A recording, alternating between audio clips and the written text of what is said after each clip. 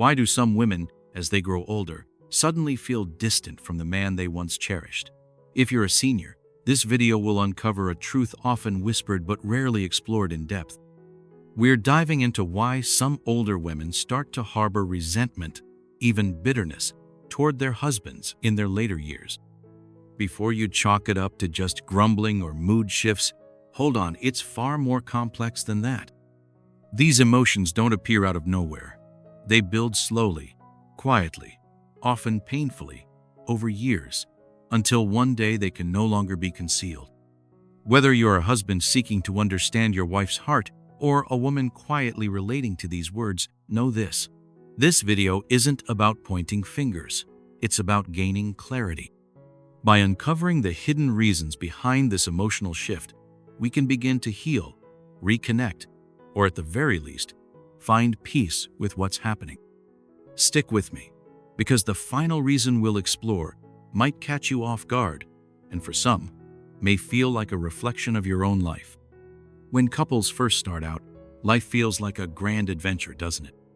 There's always something to chase together: raising kids, building a career, saving for that first home, or dreaming about the future. Those shared goals act like a tether, pulling you and your partner forward as a team. You're not just living, you're building something meaningful side by side. But as the years pile up and you hit your 80s, something shifts. The kids are grown, the house is paid off, the career is a memory, and retirement settles in like a quiet guest who never leaves. That shared dream, the glue that held you together, can start to fade. Without it, the connection between husband and wife often begins to fray, leaving a void where purpose once lived. Imagine Sarah, an 80-year-old woman I met at a local gardening club. Her eyes lit up when she talked about the past. We used to sit on the porch, planning road trips to national parks or dreaming about fixing up the backyard into a little oasis, she said. We even talked about starting a small community project, maybe teaching kids to garden. But now, he's content just flipping through channels, maybe reading the paper. I'm still craving something more, something to do together. Her voice wasn't just tinged with frustration, it carried a deep longing for the partnership they once had. For many women, this isn't about boredom or restlessness. It's about losing that sense of we're in this together. When the shared goals vanish, life can start to feel stagnant, like a pond with no current. That stagnation weighs heavy, especially for women who still feel a spark of ambition, a desire to keep growing, to keep creating. For some husbands, this shift goes unnoticed. They might be perfectly happy with a slower pace of tinkering in the garage, watching the evening news, or puttering around the house. And that's okay, to an extent. Retirement is a time to relax, after all. But for their wives, that lack of forward motion can feel like a quiet betrayal, a sign that the partnership has lost its fire. It's not that they need to conquer the world together. It doesn't have to be about starting a business or traveling the globe. Sometimes, it's as simple as picking up a new hobby together, like learning to cook exotic recipes, volunteering at a local animal shelter, or even planning weekly walks to explore nearby trails. Without that spark of shared purpose, women can start to feel like they're just passengers in someone else's story, drifting along without a map. This disconnect often grows slowly, almost invisibly. It's not like one day a switch flips, and suddenly the relationship feels empty. It's more like a gradual drift, where the little moments of connection, planning, dreaming, laughing over a shared goal start to dwindle. For women like Sarah, it's not just about the absence of activity. It's about the absence of intention. She told me about a time when her husband surprised her with a small vegetable garden they'd planned together years ago. It wasn't just the garden that mattered, it was the fact that they'd dreamed it up as a team, stayed up late sketching out plans, and spent weekends digging in the dirt together. Now, she said, he doesn't even notice the weeds creeping in. It's like he's checked out of our story.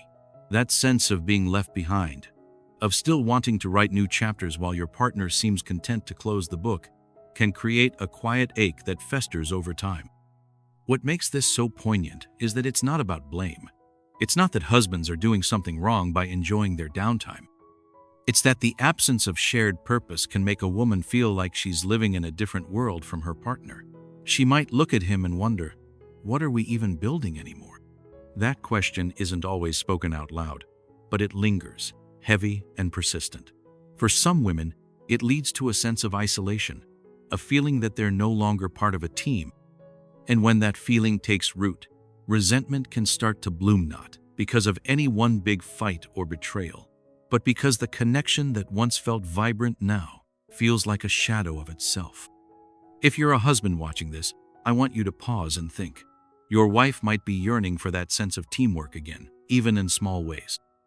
It doesn't mean you need to overhaul your life or plan a grand adventure. Maybe it's as simple as signing up for a local art class together, starting a book club for two, or even just sitting down to plan a weekend getaway. Those small acts of intention can reignite that spark, reminding her that you're still in this together. Don't let comfort slide into complacency. And if you're a woman nodding along, feeling that ache of wanting more, know this. Your desire for purpose at 80 isn't selfish. It's not frivolous. You've spent decades giving to others, raising families, supporting careers, keeping the home running. Now, you deserve to chase joy, meaning, and connection. Your heart's still beating, and so are your dreams. Don't let them fade just because the years have added up. The beauty of this stage of life is that purpose doesn't have to be grandiose. It can be as simple as planting a new flower bed, mentoring a young couple in your community, or even setting a goal to try one new restaurant a month. What matters is the togetherness, the feeling that you're both still reaching for something, side by side. Sarah put it best when she said, "I don't need him to be young again. I just want us to feel alive together." That's the heart of it. Purpose brings vitality, and vitality brings connection. Without it, the distance grows, not because of anger, but because of absence. And absence, left unchecked, can turn a once warm love into something colder, something that feels like living alone together. Let's move to something that starts as a tiny crack, but can grow into a canyon over time. Communication. In the early days of a marriage, conversations are electric, aren't they? You stay up late, talking about everything and nothing, dreams, fears, silly stories from your day. Those talks are the threads that weave two lives together. But after decades, especially by the time you're in your 80s, those heart-to-heart moments can start to fade. What's left is often just the surface stuff. Did you take your meds? What's for dinner? The kind of talk that keeps life running but doesn't touch the soul. When a woman feels like her husband's no longer curious about her inner world, her thoughts, her feelings, she starts to pull back too. And that's where the trouble begins. This isn't a sudden break, it's a slow erosion, built over years of small moments. Maybe he's tired of hearing the same worries or complaints. Maybe she feels like her words just hit a wall, so she stops trying. Over time, silence becomes easier than speaking up. It feels safer, less risky, but that safety comes at a steep price. Silence builds walls, and those walls can turn into resentment, a quiet bitterness that grows in the spaces where connection used to live. I met Margaret, an 80-year-old woman, at a library book club a while back. She had this way of talking soft but sharp, like she'd been carrying her thoughts for a long time. "We used to stay up late," she said, "laughing about nothing, sharing stories from our day, planning our future. Now, I could tell him the sky's falling, and he'd just mutter, 'Uh-huh,' while scrolling his phone or dozing in his chair. Her tone wasn't just annoyed. It was heavy with grief, like she was mourning the loss of the man who used to hang on her every word. She didn't want grand gestures or poetic declarations. She just wanted to feel heard again, to know that her voice still mattered. When a woman feels like her words don't land, like her stories or worries or joys are just background noise, she starts to feel invisible. And that invisibility is a slow poison. It chips away at the love that once felt unshakable, turning it into something fragile, something that feels more like disappointment than devotion. Over time, that disappointment can harden into indifference, where she stops caring, stops investing, stops hoping for more. It's not that she wants to feel this way, it's that years of being unheard leave her with little else to feel. Think about what communication really means. It's not just words, it's presence. It's showing you care enough to listen, even when the topic's mundane, even when you're tired, even when you don't quite get it. It's about leaning in, asking questions, showing curiosity about the person you've shared your life with. When that stops, when a husband's attention drifts to the TV or the phone or just nowhere at all, his wife starts to feel like she's fading away. And that fading feeling, it's not just sadness, it's a kind of loneliness that cuts deep, especially in a marriage where you're supposed to be each other's closest ally. Margaret shared a story that stuck with me. Years ago, she and her husband used to take evening walks, talking about everything from their kids to their dreams for retirement. Those walks weren't just exercise, they were a ritual, a space where they connected. Now, she said, he'd rather stay inside, scrolling through his phone or napping. I tried talking about my day once, and he just nodded without looking up. I stopped trying after that. The pain in her voice wasn't just about the silence, it was about the loss of the man who used to care enough to listen. She didn't need him to solve her problems or agree with her every word. She just needed to know he was still there, still invested, still curious about her world. If you're a husband watching this, take a moment to remember how you talked to your wife when you first fell in love. You'd lean in, ask questions, laugh together over the smallest things. That version of you is still there, even if it's buried under years of routine. You don't need to reinvent yourself, just bring back a little of that curiosity.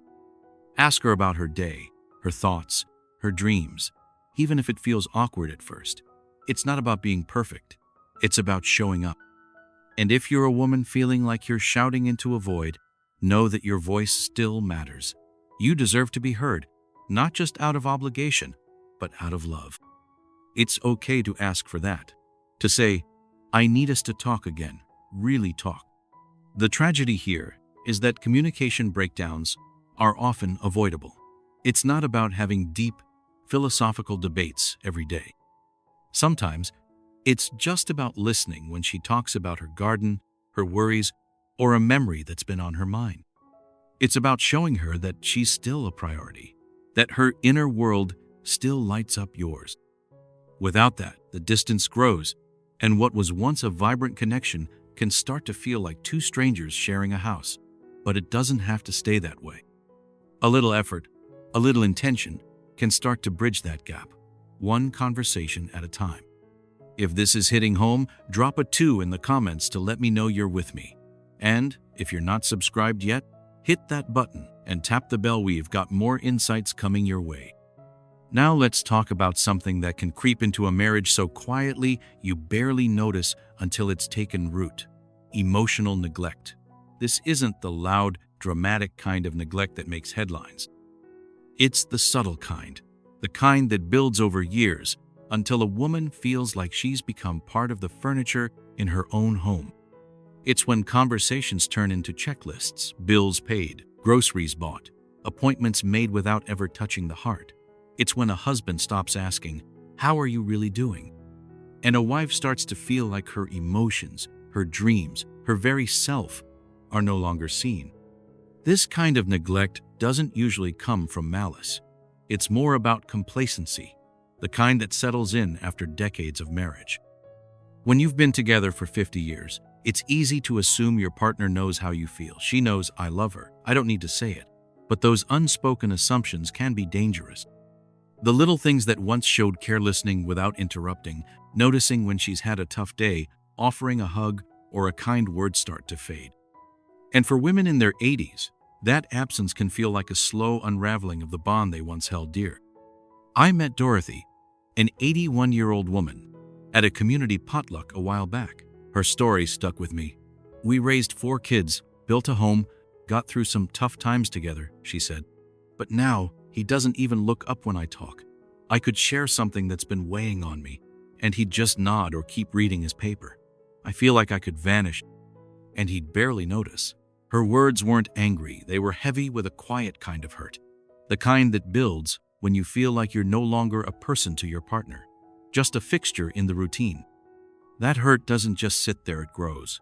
For many women, especially in their later years, this emotional neglect feels like a slow abandonment. They start to wonder, am I still loved? Do I still matter? When those questions go unanswered, year after year, something inside starts to harden. It's not hatred at first, it's pain. But pain, left untouched, can turn bitter. And once that bitterness takes root, even the smallest gesture, a rushed, "I love you," or a half-hearted compliment can feel empty, like trying to warm a cold room with a single match. What makes this so insidious is that emotional neglect doesn't always look like a problem from the outside. There's no yelling, no slammed doors, just a quiet drift. The house still runs, meals are still shared. Life goes on, but the connection is gone. For Dorothy, it wasn't about wanting grand romantic gestures. "I don't need flowers or fancy dates," she said. "I just want him to ask how I'm feeling, to look at me like I'm still here." That longing for attention, for emotional presence, is something many women carry in their later years. They've spent decades nurturing other kids, careers, homesand now. They want to feel nurtured too, even in small ways. If you're a husband watching, think about this. When was the last time you really checked in with your wife? Not just about the practical stuff, but about her heart, her worries, her joys. It doesn't take much, just a question, a moment of undivided attention, a hand on hers to say, "I'm still here with you."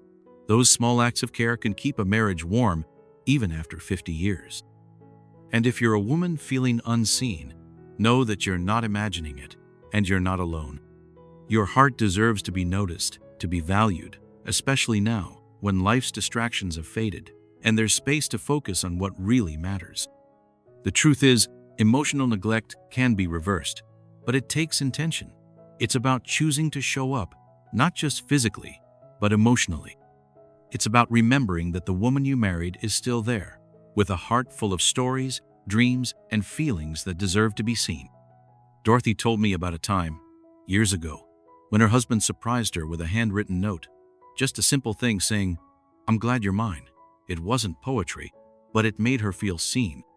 "I still have that note," she said, her voice catching. "I wish he'd write another one." That's the power of small, intentional acts. They can bridge the gap, even after years of drift. Let's talk about something that can feel like a brick wall between two people who once shared everything: emotional stonewalling. It's not always intentional, not always cruel. Often, it starts as a retreat, a husband responding with a shrug, a grunt, or a quick change of subject when his wife tries to talk about something real, something that matters. Over time, those moments pile up, building a barrier that's hard to climb over. By the time a woman realizes how lonely she feels, her husband might already seem unreachable, hidden behind a wall of silence. I met Linda, an 80-year-old woman, at a knitting circle a few months ago. Her words painted a vivid picture. "When we were younger, we'd argue sometimes, sure, but at least we talked," she said. "We'd laugh, cry, figure things out. Now, it's like I'm living with a ghost. I try to share how I'm feeling, and I get nothing, just a blank look or a nod. It's like talking to a statue." That word invisible came up again, and it's one of the most heartbreaking things a wife can say about her husband. To feel like your words, your emotions, your very presence don't register. It's a kind of loneliness that cuts deep, especially in a marriage where you're supposed to be each other's closest confidant. For many men, especially from older generations, silence was taught as a form of strength. Emotions were private, maybe even a sign of weakness. Talking about feelings was women's business, and being stoic was the mark of a real man. But in a marriage, that silence can wound deeper than any argument. Anger, at least, shows you still care. Silence can feel like abandonment, like you're not worth responding to. Linda put it this way: "I don't need him to spill his heart out every day. I just want to know he's still in there, that he hears me, that I'm not just talking to myself." What makes stonewalling so painful is that it's often not about malice. Sometimes it's fear of saying the wrong thing, fear of conflict, fear of being vulnerable.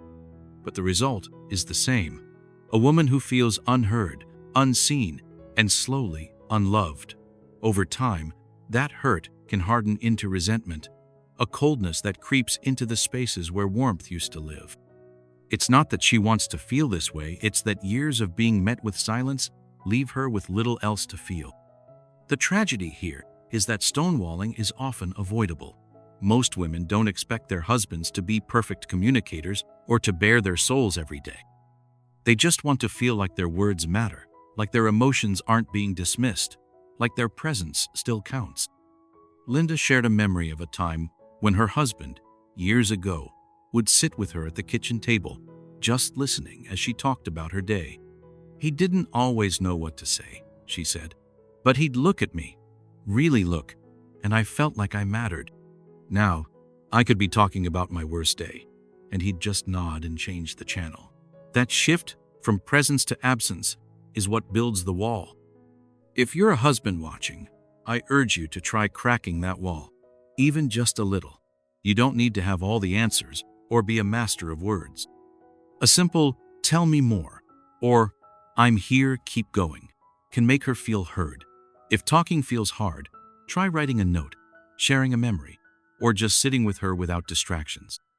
Break the silence in whatever way feels real to you. And if you're a woman facing this wall, don't let it shrink your spirit. Your voice matters, your feelings matter, and you deserve to be acknowledged even now in your 80s.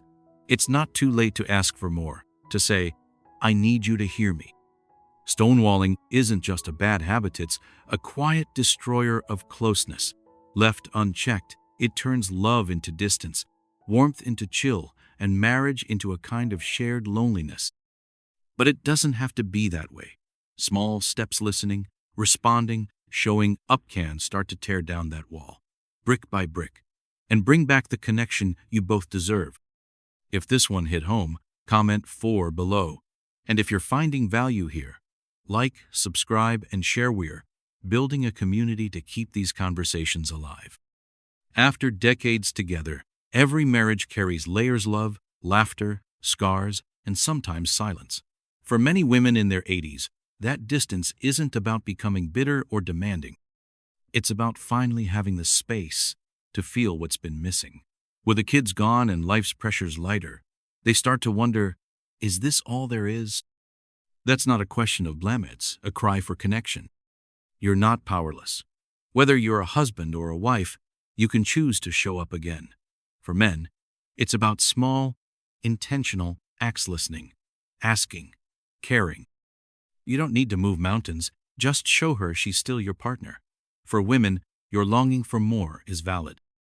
You've spent a lifetime giving to others now. It's okay to ask for the love and attention you deserve. Love at 80 doesn't have to fade. It just needs care, not out of duty, but out of choice. Speak up, reach out, and believe that connection is still possible. Thanks for watching today. Drop a comment with one thing you're taking away from this and how you'll use it. Your thoughts fuel us to keep creating content that matters. If you found this helpful, give it a like, hit subscribe, and share it with someone who needs to hear this. See you in the next one.